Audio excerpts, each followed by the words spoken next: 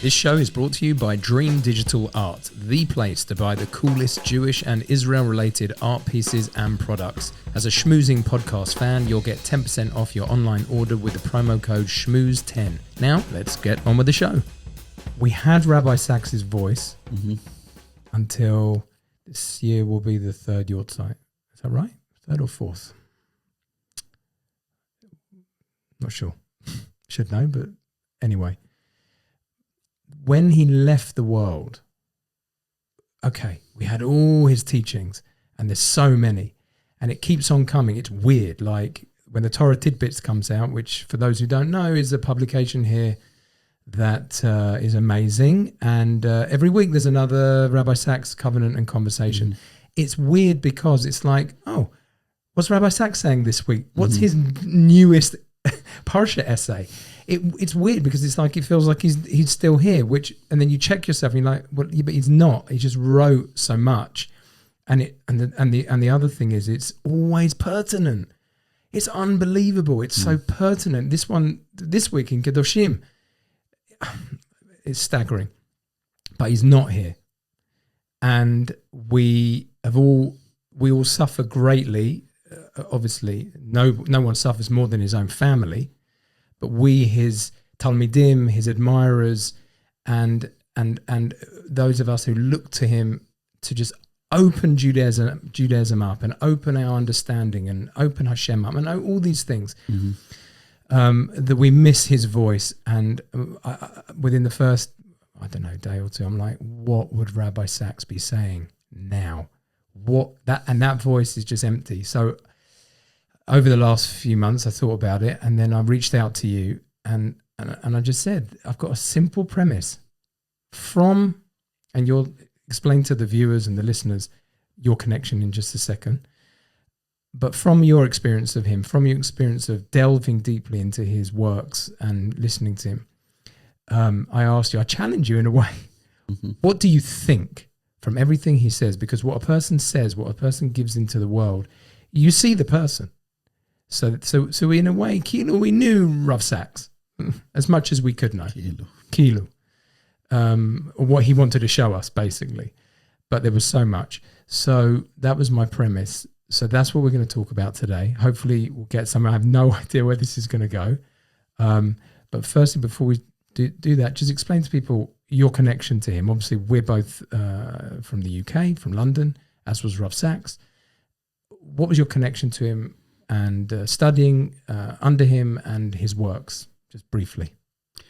Okay, so I'm fortunate to have grown up in the UK when Chief Rabbi Sacks was Chief Rabbi, and that means he was a presence in our community. The British Jewish community is relatively small, which means that even the Chief Rabbi gets to be seen by much of the community because he gives, speeches and opens institutions and visits schools, and I was a teacher by trade, a high school teacher. So in terms of me, firstly, obviously I got to hear him in numerous different venues. I taught in a school called Emmanuel College, which he had deep connections to, and he would be a frequent visitor there, speak at assemblies, and I would get to hear from him. I was then fortunate to be able to have a slightly closer connection with him because of my role there, and was invited to his house to speak with him just with a handful of other Jewish educators about things that are going on. I also was part of something called the 𝗥𝗯𝗡𝗡𝗬 program, which he too was involved with. And when I graduated there was a nice event in his house. And so obviously we got to see him and learn from him. And he was somebody who really believed in nurturing and inspiring young leaders. And I, like many other people, felt that that's what he was doing for me. Over time, I then took time out from working at Emmanuel College to study in a place called the Montefiore College. And that's where Rabbi Sacks also lectured. And he, in fact, is one of the signatories on my smicha. So I got to learn from him there. And got to be interviewed by him before I graduated to be a rabbi. And alongside that, I was also doing other educational programming things, which I invited him to speak at a conference, and we got to then get to know each other a little bit more. Fast forward to 2012 when I made Aliyah. And I decided when I was teaching in an institution called Machon Maayan to introduce my students, most of whom are American, to the teachings of Rabbi Sacks. And there wasn't an obvious way to do so. I had all these books, of which many I'd learned and taught from. And so I decided to collect quotes from the books that existed and organize them by subject. I did that with the consent of and involvement of his office, and then almost bequeathed back this collection of quotes back to Rabbi Sacks, which was then put on his website. And he wrote to me very, very kindly, thanking me so much for the work that I'd done. And so basically for a period of almost 10 years, I've been teaching courses on the teachings of Rabbi Sacks, both based on those quotes I collated and my own research. In fact, for a short period of time, I was invited to be one of those individuals who helped respond to those who corresponded to him. Right. So as if I was familiar with his ideas and his office trusted me to be able to make some kind of contribution to that. He had these huge mail bags, obviously, of people who wished to hear what he had to say on certain matters. And since then, I've written various articles about his thought and taught a range of courses. My most recent one is a course for Herzog College about Rabbi Sacks' approach to teaching Chumash. And then I updated this thing called Chiefly Quotes, his collection of quotes. So Baruch Hashem, I was lucky to learn from him, to meet with him, and since then teach his ideas in a very intensive way for a long period of time. And almost not a day goes by without me quoting from Rabbi Sacks or people asking me, what did he say about this, that, and the other? So that's kind of my connection. That's a pretty involved connection with him. Thank God. So from all of that, fast forward to October 7th and where we are today, which again, I'll timestamp it. We are sitting now, tonight is Yom HaZikaron, the first Yom HaZikaron since October the 7th. We are going here in Israel. I'm sure it felt around the world, but even more so here because we're here. This has a power that is almost beyond words. These days coming, we're in many ways I'm speaking for myself. There's a nervousness stepping into these 2 days. Certainly, yeah. And because of it doesn't have to be explained, but this remembering and then celebrating. I've said from the beginning, no matter what has happened, our greatest response to those tzaddikim, chayalim tzaddikim, the soldiers who are like at the top of our people, and the people around the areas that are bombarded, the south and the north, displaced people. We have to celebrate being, like we obviously acknowledge what's going on, never forget it. And we're not allowed to forget it because we live here and it's around us 24/7. But within us, we have to celebrate being Jewish in the land of Israel, having the Medina, unashamedly, with respect and great sensitivity, which we've naturally got anyway, because we're all connected to this. But we have to celebrate. The Yom Ha'atzmaut is and any again the Chagim that have been Pesach, which is Shabbat. We have to be like, because that's the greatest show of appreciation to the tzaddikim that are fighting for our existence, literally. So, what do you think Rabbi Sacks would be saying, and what would he be offering? What do you think? How do you think he'd be feeling? So it's important to give a couple of disclaimers, notwithstanding what I said before. Of course. I knew Rabbi Sacks primarily professionally, so those who knew him and or relatives and friends of him may have very different views. But based on this is your personal... My personal understanding, having read all his books and taught his ideas for some time. I acknowledge, who are we to Right, put words into the... But because his voice is absent, we're going to try something.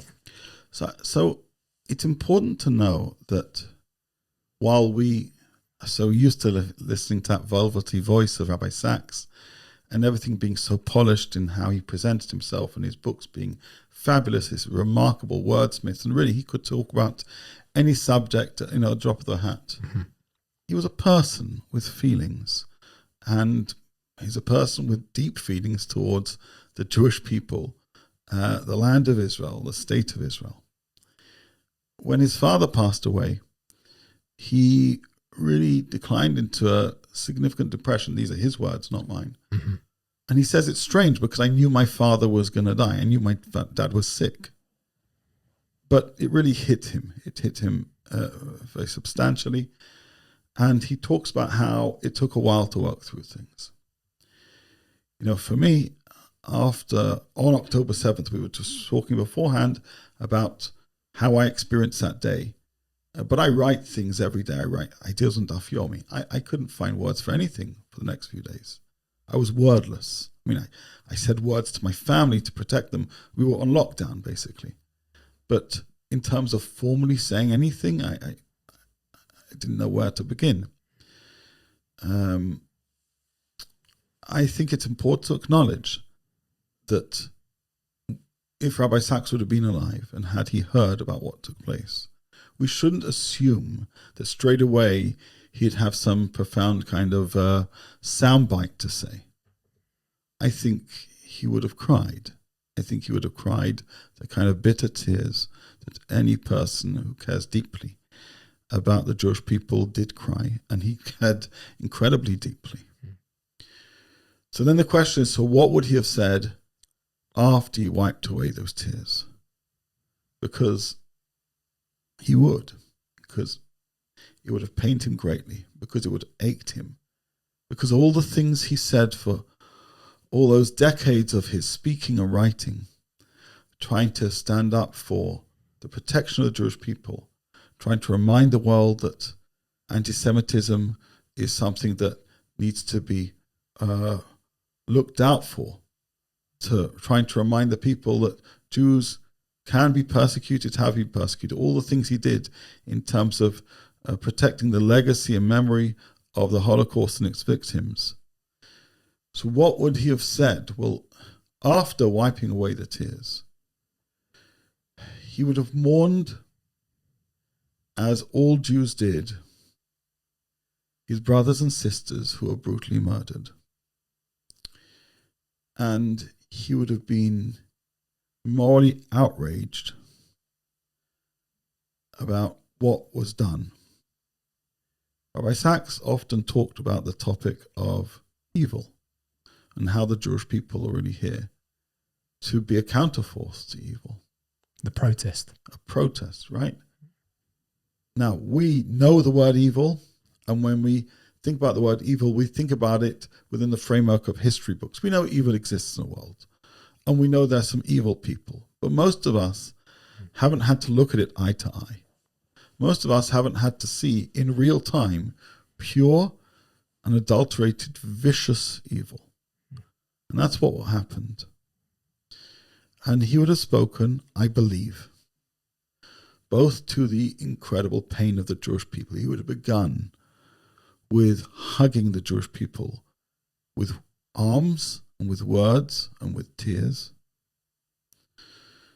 But he would also have spoken about the morality of what took place, or the immorality of what took place, about how evil had come through the borders of the land of Israel, and how, about the viciousness of what had been done, and how, in many ways, the writing on the wall had been there. In fact, he'd been doing some of the writing. He'd been doing the writing about anti-Semitism. He'd been doing the writing about what's been going on in campuses. He'd been doing the writing about how Israel needs to be able to protect itself. And I believe he would have hugged the Jewish people, mourned with the Jewish people as a Jew, alongside the families, sat with every family and heard from them, but at the same time being a voice of moral strength and courage and clarity. What we found over the past 7 months, 7 years, so many, certainly since he's passed, and apart from him, there were so few alongside him. Yes, there are leaders. But there are very few leaders with the kind of moral clarity that Rabbi Sacks represented, one which crosses all boundaries of race, class, culture, religion. Somebody who can call evil, evil, and good, good, and everyone gets it. Everyone understands both the tradition he's drawing from, but also how he's speaking to people of all traditions and none. And though some politicians outside of Israel have sometimes talked the talk, few have walked the walk. And I think Rabbi Sacks wouldn't have just given us the chizuk we needed, but he was actively gotten involved to speak to whomever he could, for them to understand not just the case for Israel, but the case for good, the case for the welfare of the future of the world, that this was and this is a battle between good and evil. And it's not one that can be compromised on. Right. So I think he would have been a voice for the world, because that's what he was in his life, a voice to the world, a global religious leader who the world over respected and paid heed to. And he would have recognized he had this platform, which he had a responsibility to use. So, Rabbi Sacks often talked about the difference between particularity and universality. In terms of his particular Jewish identity, he would have cried, he would have mourned, he would have hugged people, he would have heard stories, he would have made people know that he's there for them. In terms of his duties beyond the Jewish community, beyond the Jewish world, he would have pulled whatever he can to make sure the case for Israel, the case for the hostages, the case for the anguish that we've gone through is made clearly and repeatedly. He would have probably gotten a team together. Now there are a number of people who have been encouraged to share the teachings of Rabbi Sacks. If he was still alive, he would have made that happen. He would have said, I need people across the world to be on point. Not political hasbara, we're talking about moral hasbara. Right. He would have said, this is what we need people to hear. Because it cannot be that a country who wakes up one day, is attacked with such brutality, has to then make a case to defend itself. It cannot be that question marks are raised about whether support is given for that country to defend itself. It cannot be, and he would have been outraged about what happened with the ICC. It cannot be that organs which are there to protect human rights are used to basically attack a country whose human rights were being violated in such grotesque ways. So you'd have heard the soft, pained, whimpering voice almost of a Jew, of a rabbi, of a lover of Israel, who would be in mourning with the Jewish people. And that's what we are, and that's what we've been for the past 7 months. But then you'd have also heard the roar of a lion.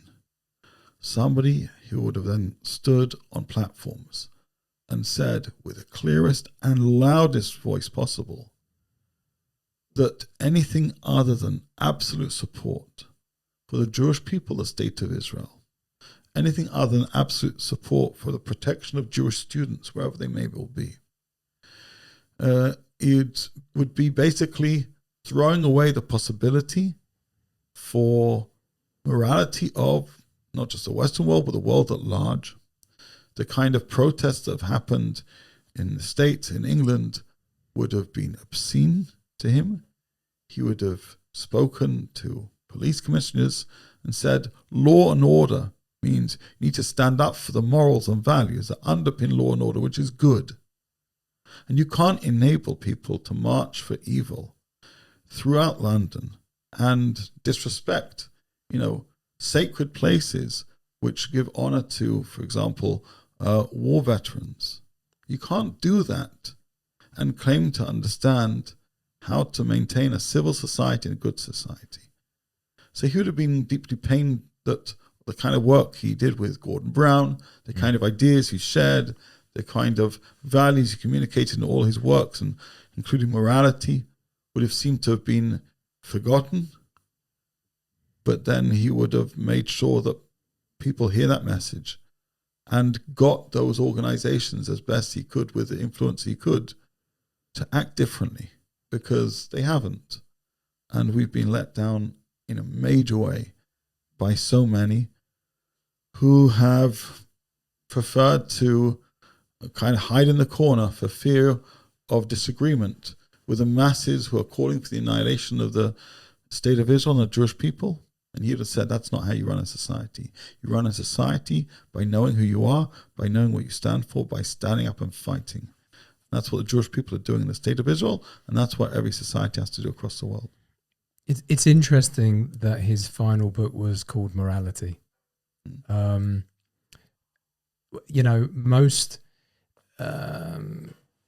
people can see, or many people can see, a cleric of a religion in a very narrow way, like, oh, that person is a minister for his religion. But you touched upon something that I think is echoed and amplified by the fact that his last book was titled Morality, is that Judaism was a vehicle. He understood that. He made that clear to me. It's religious. Like, everything's religious. You support a football team or a cricket team, it's religious. You're religiously committed. But I never ever got from him that Judaism was religion.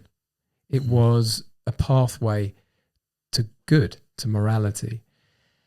And that's just so remiss, because people didn't know how to react on the whole. This whole kind of like wavy, kind of like not really reacting properly, giving in, caving in, all the things that you were pointing to. And now we're left with this. When there's no strong moral reaction, bad things are going to happen. And that's the chaos that we're seeing now. Is that how you see it? It's not just how I see it, but he was writing and speaking about this for 15, 20 years before he died. I mean, in Morality, he talks about post-truth. He talks about college campuses. He talks about identity politics. What's interesting about that book is there are very, very few religious references.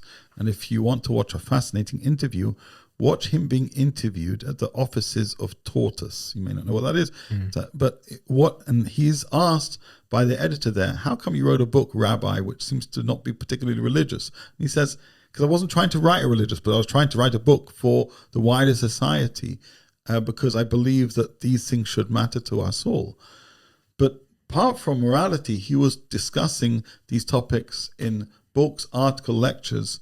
Again, 15, 20. I mean, the truth is, from the very, very moment he started talking and speaking, he talked about demoralization in his Radio 4 series, right? So he recognized the centrality of morality, the need to speak up against the tidal wave of trying to do things in the name of liberalism, which are often an ugly misrepresentation of liberalism.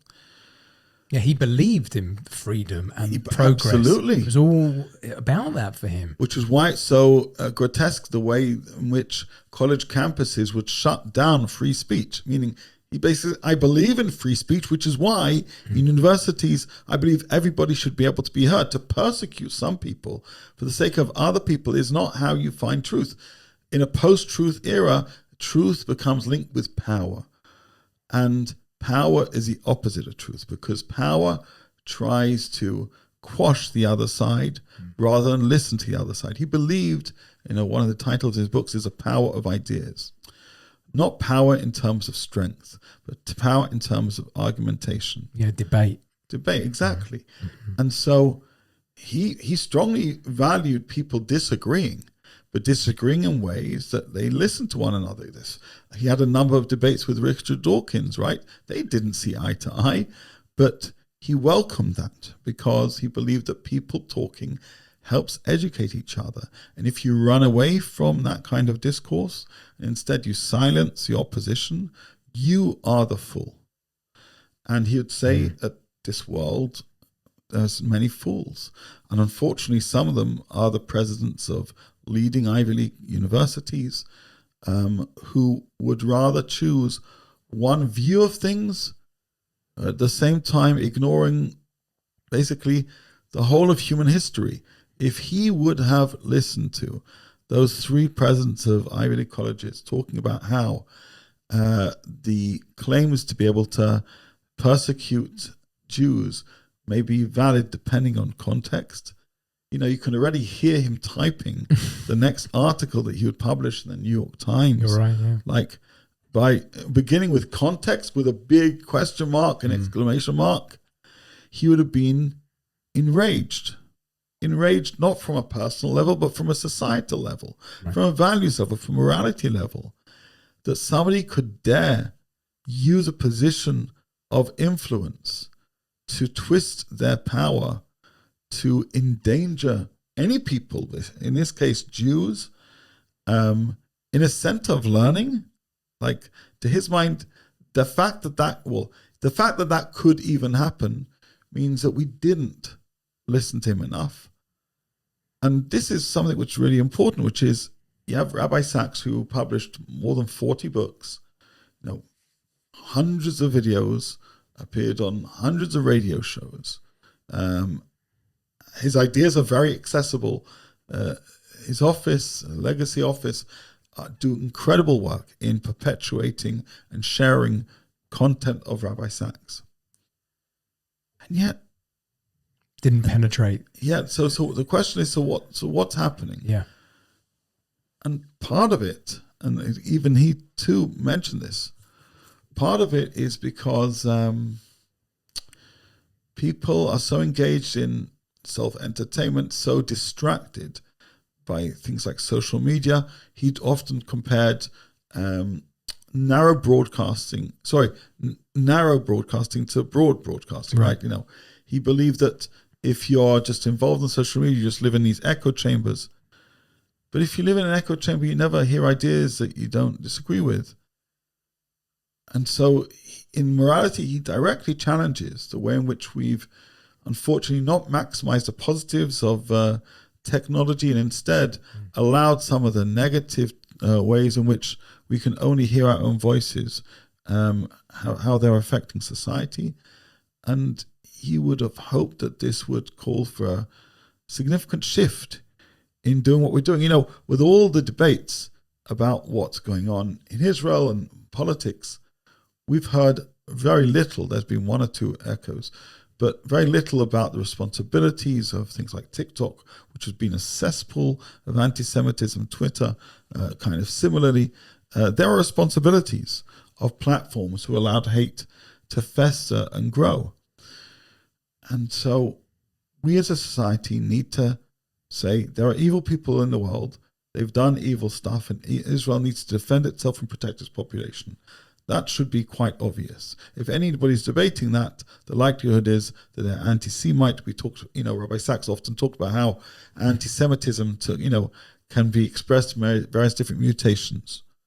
But beyond that, what's happened over the past 7 months has been a perfect storm of ignorance, hate, terror, apathy, greed, irresponsibility. Yeah. Just think about all the words that Rabbi Sacks often used to talk about: responsibility, morality, and we're seeing irresponsibility, immorality. Yeah, the antithesis of all of those things. Exactly. And that these are being enabled and supported by a place of higher learning, which to his mind are meant to be the places that help us know what is good and what is not, or help us discover what is good and what is not. And that governments, again, have not acted as they should, would have pained him, and he would have felt that 𝗥𝗯𝗯𝗶, the time has come to really call a spade, and speak to that hollow of lacking moral leadership, which has enabled governments to turn a blind eye to the masses, to the crowds, to those screaming death to Jews, and while being able to do so. He would have been, like we all are, pained by the loss, pained by the attacks, pained by the way in which Israel had to fight with limited support, and pained by the way in which the rest of the world has seemingly chosen our enemy as, and worse than anything, there's a topic that he speaks about called victimhood. And Rabbi Sacks was not a fan of victimhood. If you want to choose, if you make yourself a victim, then you blame other people for your own mistakes. He believed in people taking responsibility. And the way in which Hamas and the population in Gaza have been represented as these victims would have shocked him. He would have said, in order to make a difference in your life, you needed to have taken responsibility. You were given the Gaza Strip. What did you do with that? The answer is you turned it into the most obscene terror base on earth. If this is not the classic textbook of how to take opportunity and ruin it by always blaming other people. And so when people will be speaking about two-state solutions, which it was something he certainly touched on, but he touched on with very clear disclaimers. That only works when you've got people who know how to take responsibility. This would be, I think, the nail in the coffin, as it's been for many, in terms of having faith that that's a possibility. Gaza was the trial run and it failed. Rabbi Sacks wrote often, and in fact he intensified this outlook for me enormously. Hope. But as an individual, I was actually talking to a psychiatrist over Shabbat, not necessarily for my own needs, but it's all good.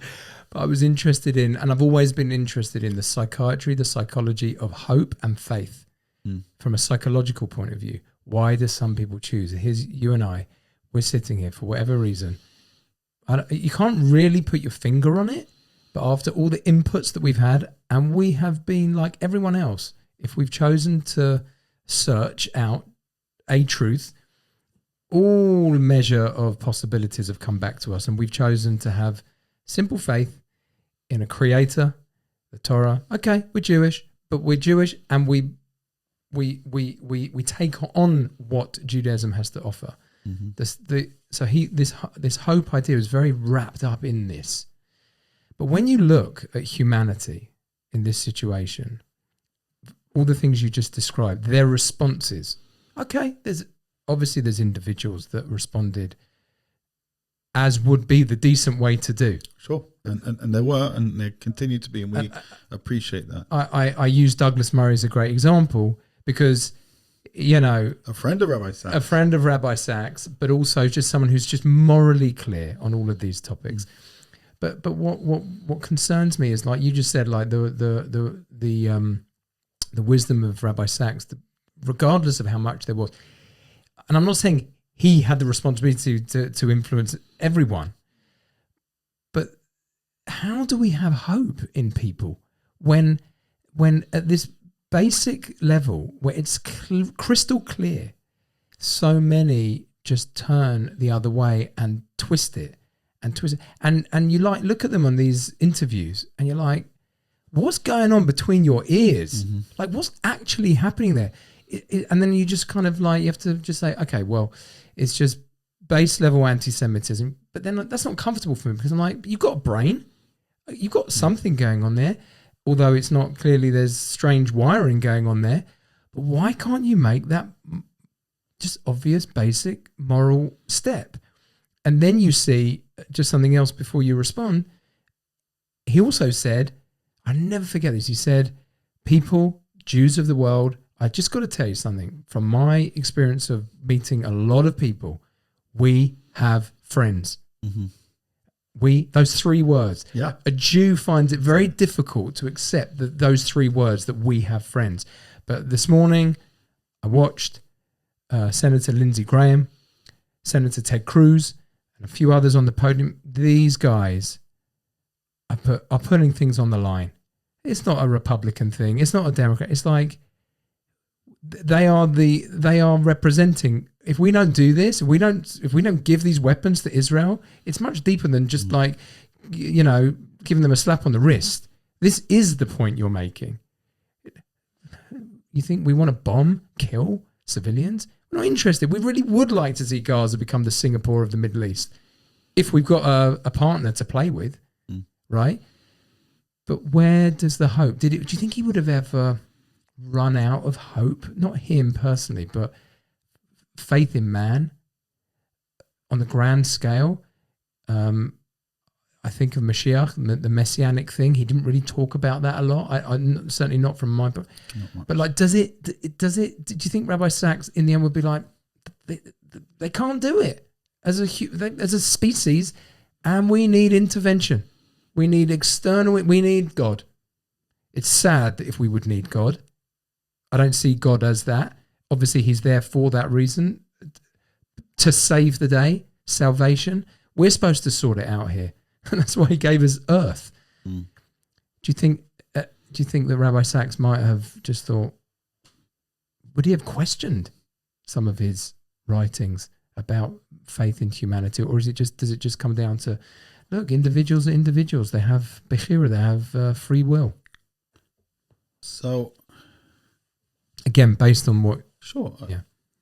I mean, you talk about his writings about faith and humanity. He also spoke quite a lot about anti-Semitism and Holocaust. He spoke about the depravity of humanity and the ability to choose.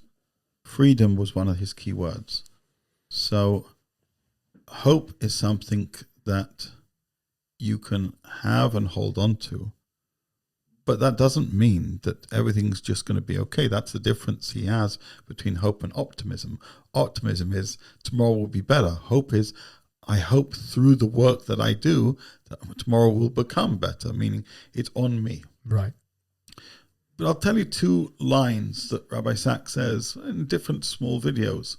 Arguably the most important lines that I think he really ever uttered in my mind. And I've got a number of real big favorite quotes. In one video of his, he says, "What if we took God seriously?" Now, that may sound like a very obvious thing for a rabbi to encourage his listeners to do. But I think Rabbi Sacks felt, I think I feel, and many of us feel, that we talk about God, we pray to God, we believe in God. But I don't know how much of us really take God seriously. And if we take God seriously, then we know that we're part of a play bigger than ourselves. We know that God has a script, although we don't often get to see it. But belief in God and having faith in God and being faithful to God and being in a relationship with God, that's something that needs to be done seriously. Another time, he said, what if we took Torah seriously? You've got to take Torah seriously. The Torah talks about opportunities and failings. There are tough times described in the Torah. There are tough times described in the prophets. And so, although now wouldn't be the time to kind of give us this lesson in theology, Rabbi Sacks stood as a person who took God seriously, who took Torah seriously. He also took people seriously. You know, he was this great philosopher, and you would have thought that he had this kind of theory why he believes in God. What's his proof? And what's the argument? Does he buy into Maimonides' argument about creation and etc., etc.? In one piece, Rabbi Sacks talks about his belief in God. He says, I know different people are moved to believe in God for this reason or that reason. He said, I believe in God because of people. He says, whenever I meet people, whenever I encounter people, my faith in God is increased, is enriched. You know, he talked about 3 ways to encounter God: creation, revelation, redemption. And they go up in terms of their impact. Creation is encountering God in the world. Revelation is encountering God in the Word of God. Revelation is encountering God in the works that we do, where we take God's word seriously, apply them to the world that God's created for us. Reveal it. Revealing, right. So Rabbi Sacks believed that we best encounter God when we meet each other, when we hear each other, we learn to trust each other and love each other. And so, of course, there are people who are evil and who do evil. And that is very, very unsettling. And as he writes in his book, Not in God's Name, even people are evil. Please be careful not to do it in God's name, because God does not endorse what you're doing. But like I saw in the days, weeks, and months after October 7th, he would have seen the remarkable acts of kindness that were done by Jews and non-Jews around the world. And he would have seen a glimpse of the best of the best. We're feeling a sense of ache. It's Erev Yom HaZikaron. We still have hostages being held. And so sometimes we can forget the good that we saw, because right now things are not just good. They're good and also quite bad. Rabbi Sacks would hold on to those images, those deeds, those acts of kindness, those gestures that we saw 24/7. And he would have said, on October 7th, we saw the worst of humanity. On October 7th, we saw the best of humanity. And that's true. And it's really up to us what we focus on. Up to us what we follow. Are we one of these blind sheep that follows those who just are perpetuating hate, these death cultures? Or do we take the Torah seriously, which instructs us to choose life? And boy, have the Jewish people chosen life. You know, how many times did we see images of weddings taking place? Like in the middle of nowhere, where some soldier has a few minutes, he was supposed to get married. They get married right then and there, because you got to choose life. How many babies have been born, even despite what's been going on? We choose life. Even at the most painful of funerals, parents who've buried their kids have said, I stand for life and I choose life. Rabbi Sacks would not have become hopeless because he understands that God asks us to have tikva. God asks us to do what we can to make tomorrow better, but that's a choice. And he would have encouraged us to take that choice. And yes, we mustn't forget the tough times. But when he spoke about, for example, pain, he said, we have Yom HaShoah, Yom HaZikaron, Tisha B'Av. On those days we mourn. For the rest of the days, choose life. Choose life. Get married, have kids, move to Israel. Live a meaningful life. That's the kind of thing he encouraged all those he met to do. Not just to dwell on the pain, but to acknowledge the pain and turn it into something that motivates you, that drives you to make a difference in the world, to be that light. And that's what he was. I mean, he came from, those who escaped the Holocaust. As he talks, the first melodies he heard in his synagogue that he grew up in were kind of groans of Holocaust survivors. But he taught us as a religious personality. Yes, he grew up, and yes, we grew up to a certain measure under the great shadow of the Holocaust. But that should never define you. October 7th happened.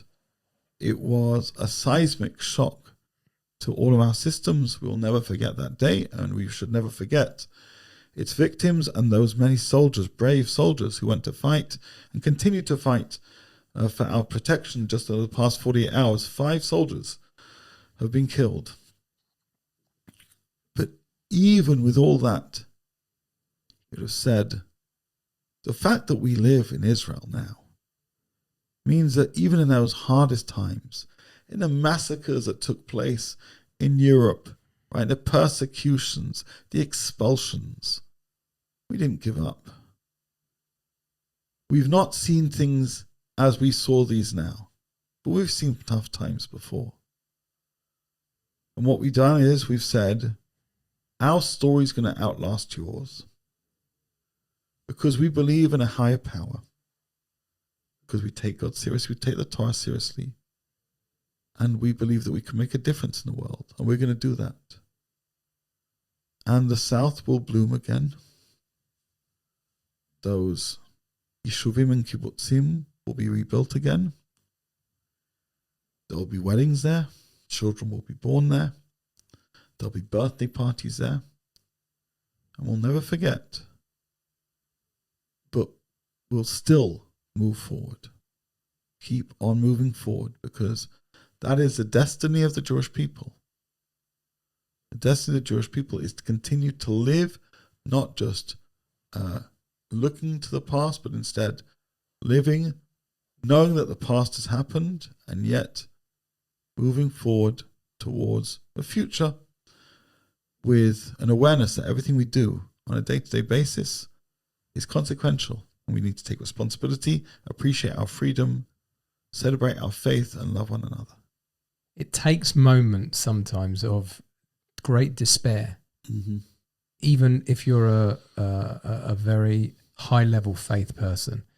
I was once involved with a few projects with Laniado Hospital, thank God, and it was the beginning of when I was becoming religious that I learned about this incredible character who I speak about often, the 𝗥𝗯𝗯𝗶 This great Hasidic Rebbe, lost 11 children and a wife in the Holocaust, survived, moves to Israel eventually in the 60s, whatever it was, builds a hospital, builds a yeshiva in Netanya. It's like unbelievable. I was blown away. When I first learnt about this man in 2002. But when I was getting involved in a few film projects around Laniado, someone asked me, one of the big donors of Laniado UK, when he saw that I had this great passion for this amazing Jew, he challenged me and he said, what would you feel like if you ever found out that there was a moment in Auschwitz or in the Waldorf forest or on the death march where he just lost it? He just despair. He just broke. Firstly, maybe in my naivety, or maybe, I don't know. I never would have imagined such a thing would have happened. It was a fair question, and it's why I asked that question just now about, do you think Rabbi Sacks may have thought, is humanity worth it? Have they got it? I don't believe that he would have ever thought that, because he was so married to this idea of we can do this. Sure. It's the godly thing. And that's why the reference to the 𝗥𝗯𝗯𝗶. But to get there as an individual, speaking for myself, you have to have moments of, what is going on? It's a normal, natural thing. I think people, I don't want to say fake religious people because that's way too harsh, but a religious person, a spiritual person, it's a healthy process to sink. I think that's why when I heard that this idea of a tzaddik falls 7 times, you don't fall off. Right. You don't lose faith, but you fall because guess what? Maybe Hashem wants you to fall, wants you to face an incredible dark pit where there actually looks like there's no hope. Because in that moment, that's when you really start to mature spiritually and define your hope and define what you truly believe and what you want to commit to. I'm saying that because I think when you said take God seriously, I think that's what it's about. It's certainly what it's been about for me. Facing tragedy, questioning everything, what you believe, and still coming out the other side with, I don't know what's going on here. I definitely don't understand Hashem. And I'm speaking like someone who loves the Ramchal, 𝗥𝗔𝗕𝗕𝗜. Hashem is unreachable, but what he gives us of himself is what we need as a species, and that's enough to say, well, you can pick this option because this is a really good option for building society, for building the world and making the world a better place. That's my take on that. I want to ask you something on this. We mentioned it before. I really don't feel like he talked about Mashiach a lot, but as in this area of hope, Mashiach is a big deal in terms of for us to take that final end of days sigh of oh, thank God it's over. We see Mashiach as the be-all and end-all. How we get there, what it is, I don't know. The Rambam says, you'll know it when it's happening. What did you get from Rabbi Sacks in terms of messianic thinking? Because he was never that type of person. But maybe I just missed stuff. What did you ever get on that topic? As it happens, I'm just in the middle of preparing a shir which touches on this topic. There were, there's a period of Jewish history that really fascinated Rabbi Sacks, which is a period after the destruction of the Second Temple, which, of course, is related to our conversation. We had this terrible 𝗥𝗯𝗯𝗶, right? Terrible destruction, not just of a place, but 100,000 people were murdered. This was a horrific attack on the Jewish people, gruesome. I mean, the Romans were, as we know, incredibly unkind and how they treated the Jews, and vicious, torturing, and stories of Rabbi Akiva, and we'll come to him in a second. Mm-hmm. So the question is, what happened next?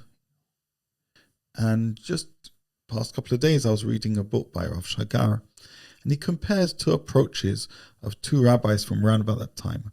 One was Rabbi Yochanan ben Zakkai, and one was Rabbi Akiva.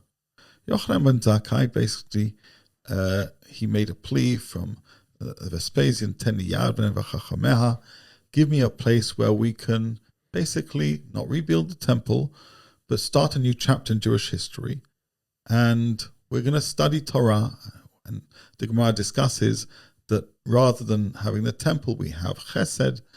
And really, Yochanan ben Zakkai helped reconstruct Judaism after the destruction. And anybody who's read Rabbi Sacks and heard him, he speaks about this transition and this transformation repeatedly, and he does so with a real sense of awe. He sees Rabbi Yochanan ben Zakkai as somebody who sees the ashes of the 𝗥𝗯𝗯𝗶 and is able to rebuild something, not replace it, but rebuild something. But as Rav Shagar notes, Rabbi Yochanan ben Zakkai was a realist, meaning he was a visionary, of course.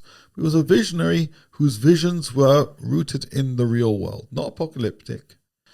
Somebody who said, this is a pragmatic and practical way forward, and he made that happen. It was really the foundation of what we have today. That's Correct. it. Now, Rabbi Akiva, we actually have different kind of glimpses of him. Sometimes he's a realist, but often he's this more apocalyptic kind of end of days leader. Now, by the way, both Rabbi Yochanan ben Zakkai and Rabbi Akiva were men of hope. But as Rav Shagar says, Yochanan ben Zakkai was living in the present, whereas Rabbi Akiva often was looking in the future. That story where all his colleagues are crying over the destruction of the temple, and he's looking ahead, basically, it will be rebuilt.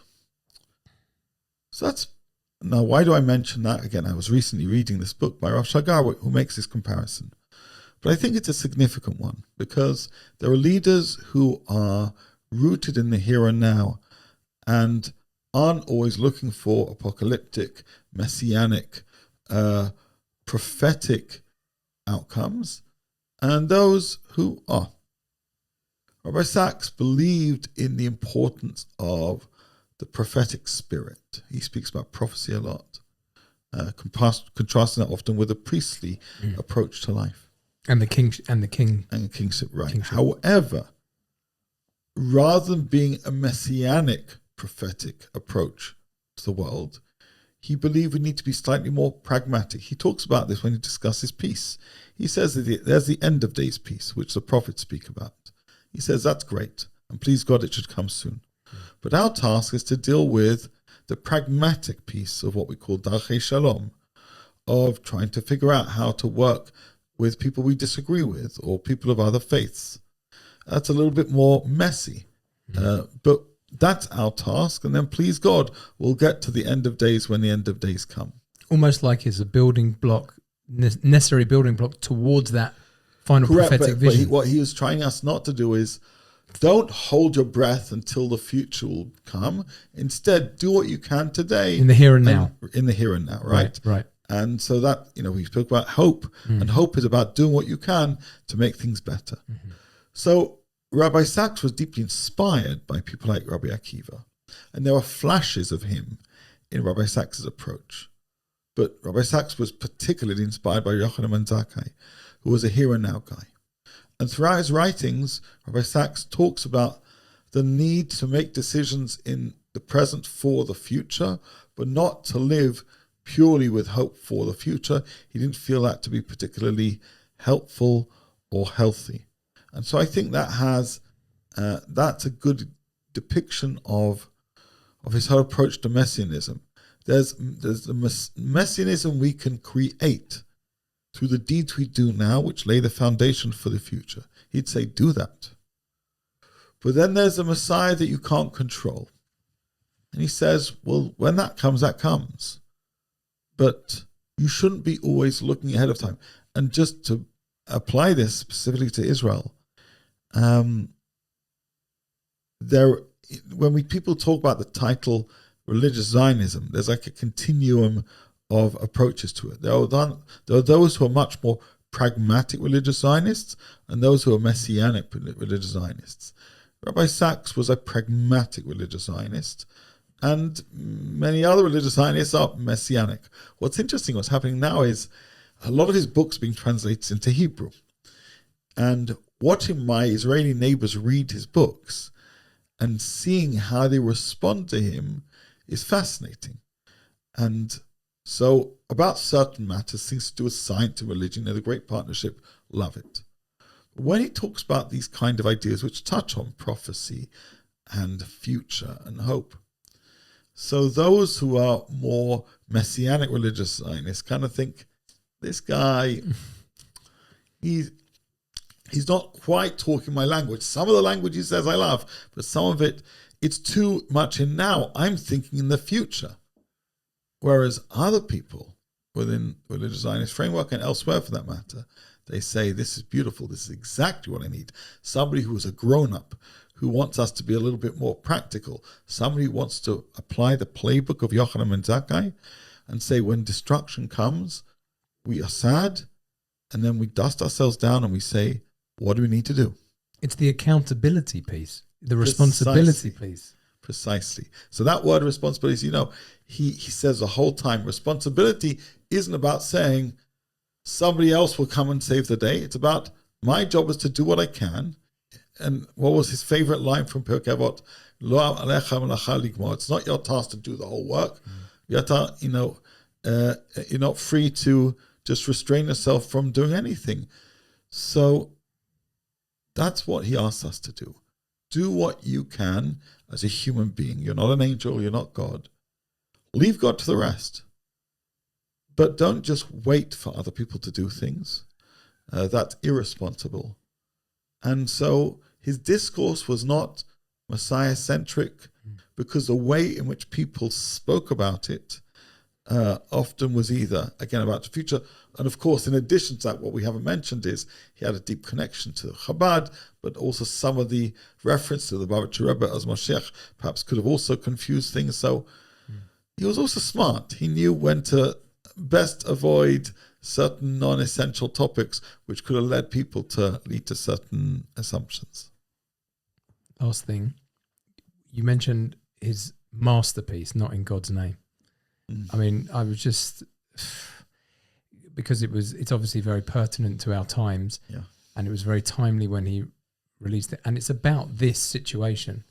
He spoke, well, I understood what I didn't before. He nicely summarized paganism with regards to power, which you mentioned before. Where do you think Rabbi Sacks saw other religions of the world in this playbook? I know he tried a lot to encourage the interfaith conversation, but he went for the people that abused God's name.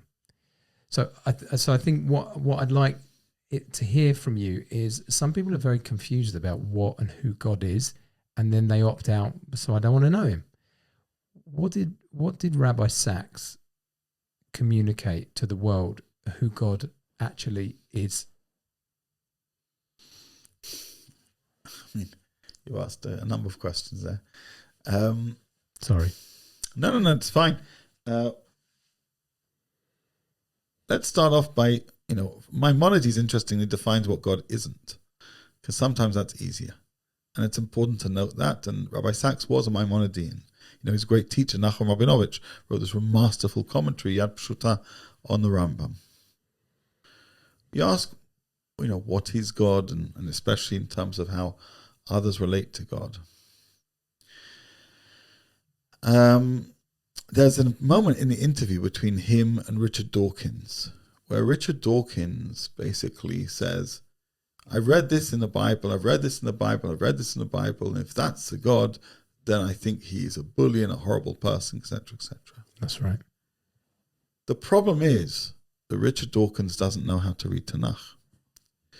Because, number one, Jews believe in an oral tradition, which Christians and people who are not Jewish Rabbi Sacks said that to him in that interview. I'm intimately familiar with both those interviews, right? And you're a Christian atheist, right? Oh, he didn't like that. So, firstly, when you don't have an oral tradition, you can leap to whatever conclusion you do. I mean, he does this in chapter 8 of the God Delusion, right? In fact, just to tell you a quick anecdote, and for this I'm very, very grateful. I mentioned that I studied at the Montefiore College, and Rabbi Sacks was one of the teachers and one of the people who gave me smicha. And when I was in Kollel, one of the directors of Kollel asked us to do a task. He said, around about that time, the God Delusion came out. And in chapter 8, Dawkins lists all these passages in the Bible, which he thinks then represent God as being this grotesque power, and therefore, if you believe in God, there's something wrong with you. And this director said, I want you to read this chapter and write an essay which responds to all of Dawkins' claims. Because as a rabbi, if you can't, truth be told, you're probably not going to be a very good rabbi. I thought, great, that's a really good challenge, actually. Because if that's being sold in regular bookstores, I do need to be able to have an answer to what Dawkins says, right? Now, this was, I think, before Rabbi Sacks did the interview with him, but, obviously I'm both familiar with those interviews for other reasons, but I then read that whole chapter, and I wrote a lengthy essay, which I'm happy to send to you or anybody else, addressing bit by bit. And what you come to realize when you really analyze what Dawkins says about God in his book is, number one, again, we said he doesn't believe in old tradition. That means he reads things literally. Rabbi Sacks says on a number of occasions, both in Not in God's Name and elsewhere, that sometimes we have hard texts in traditions. And if you try and read hard text simply, basically, you're going to get yourself into trouble. Point number two, though, Dawkins doesn't understand the Bible because he assumes that if it's in the Bible, it's a guide to tell you what to do. But we know sometimes things are in the Bible as a guide to tell you what not to do. Right. There's not always an introduction saying, in this story, you learn what not to do. But as you become more and more familiar with the Tanakh, you come to realize that story is an example of what to follow, and that story is an example of what not to. So, going back to your question about God, there are people who create caricatures of God because they don't know how to put God in their life or unprepared to change their life in order to live a more godly life. To be a Jew, to be a person of any faith and to take God seriously means to spend time really pondering the word of God and the works of God, as we mentioned before, and live a humble life. And in so doing, make room for God. One of the great anecdotes that Rabbi Sacks likes to quote is that of the 𝗥𝗯𝗓𝗏, where students asked him, where does God live? And the 𝗥𝗯𝗓𝗏 says, wherever you let him in. Rabbi Sacks believed that we can all let God in if we invite God into our life. But if you create a caricature of God, then you're basically slamming the door very, very firmly shut. And that goes back to the quote I said beforehand. What if we take God seriously? There are too many caricatures of religion and of God, not physical, obviously, but in terms of how we speak about God. Even within Judaism, by the way, too often people make pithy comments about this is what God does and this is what God doesn't do.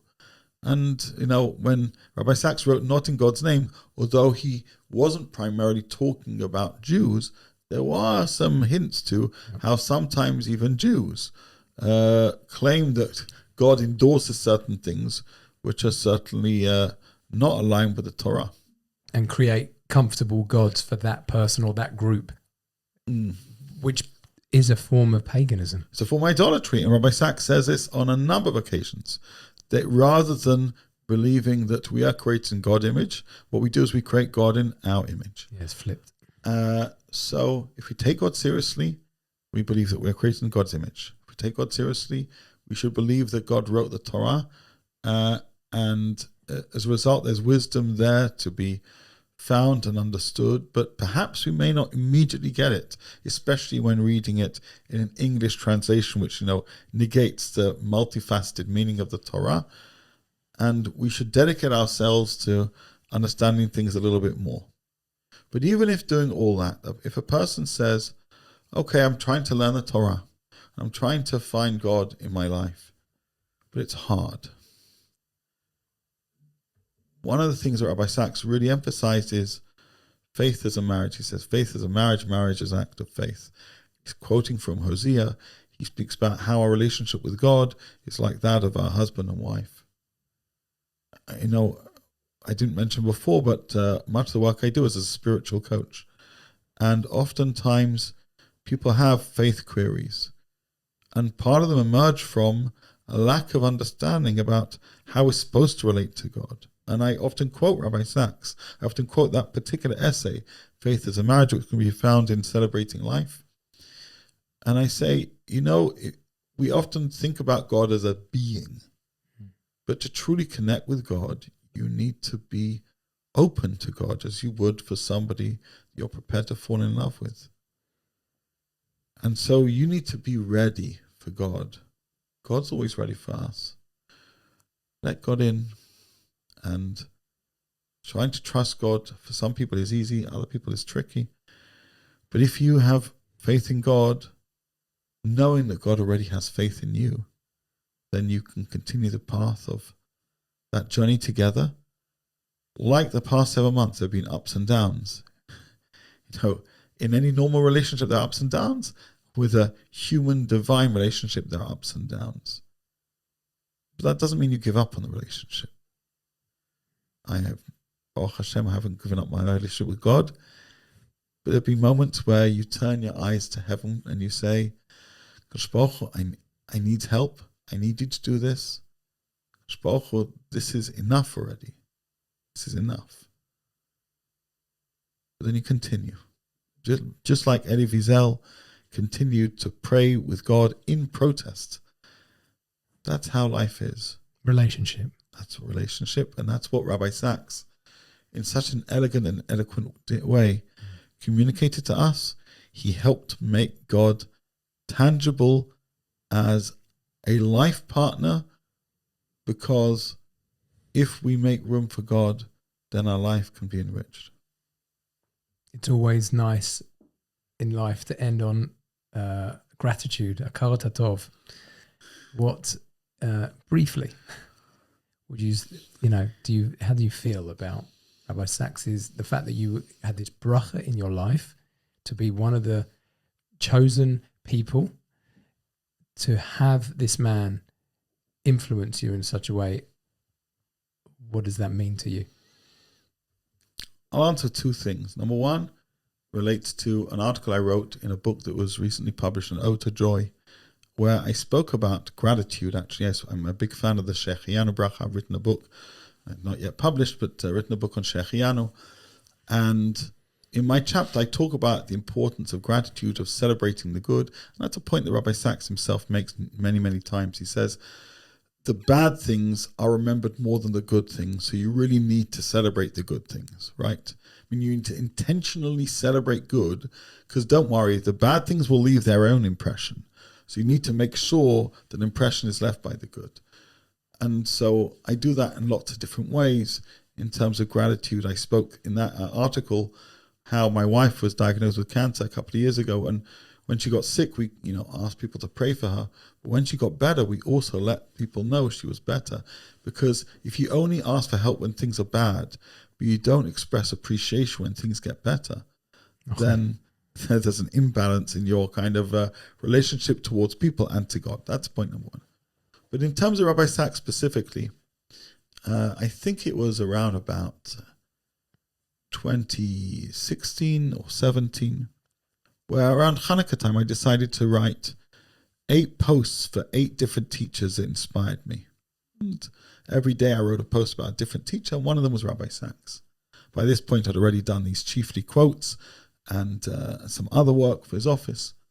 And I shared this on Facebook, and he called me to thank me. I was like, what? Tan Sacker says, Johnny, Rabbi Sacks is on the phone. He just wants to thank you for your post. I said, what are you talking about? And he said, I was so moved in the way in which you expressed gratitude to me. And that's what 𝗔𝗍𝗔 was. My whole endeavor to collate these quotes from his books and share them was an act of gratitude to him anyway. But he's a kind of person who acknowledged gratitude, and in so doing, expressed gratitude. And that random call, we'd corresponded a couple of times before. I'd met him a number of times before.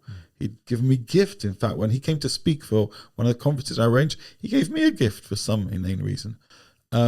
But the fact that he decided to make that call and take some time in his incredibly busy schedule, just talk to a guy and say, how you doing? How's the family?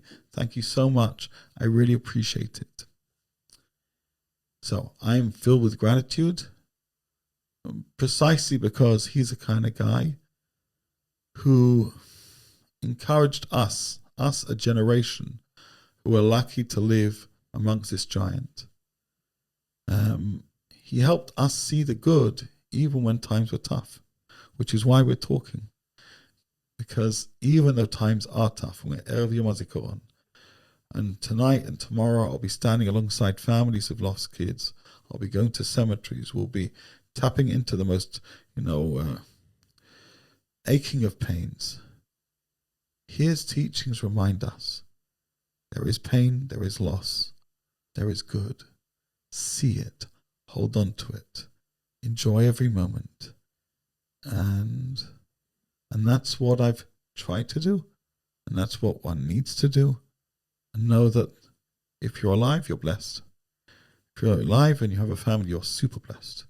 If you're alive and you have a family, you live in Israel, then you won the lottery. And so know that, see that, appreciate that, and use that blessing to make a difference in the world. And that's what I know you're doing. That's what I try and do. If somehow we were fortunate to be able to be in that position, then we need to be able to make sure we can share that love and share those blessings and be there for those who are in need. And that's part of his legacy. Each one of us is part of his legacy, and much that we do, the words we share. And I'll end with saying the following, both in the work that I do as a spiritual coach, but also in the kind of people I've met. When I share his words, it's spiritual medicine. I said this to Lady Elaine when I was in London a couple of years ago. I said, I don't just quote your husband. Your husband's words are medicine. I meet people sometimes who are broken and who need support in faith. I'll share that essay about faith as a marriage, or essays, teachings about hope. It'll transform them, right? And so he gifted us with this toolbox of teachings, with this first aid kit, not just that, with this hospital of trufot, of medicines, of words, of ideas, of teachings, of values. And by using that, we can make the world a little bit better. Wow, Johnny. Beautiful, beautiful. How do people connect with you? I'm often on Facebook. I have WhatsApp, but these virtual rabbi services where I provide spiritual coaching. What's your email? What's your So I can give you the specific. My email is ravjsolomon@gmail.com. My WhatsApp number is 052-603-0962. I'm fairly easy findable on social media, on Instagram, on Facebook. I work for Web Yeshiva as a Chief Learning Officer, and you can find me and my services there. There you go. That's me. Thank you so much for coming in. Next time we sit together, it should be in full, beautiful reality, and we don't have to have any of these dark clouds. 𝗥𝗯𝗡𝗡𝗬. And wish you well. Thanks very much. My pleasure. Thank you.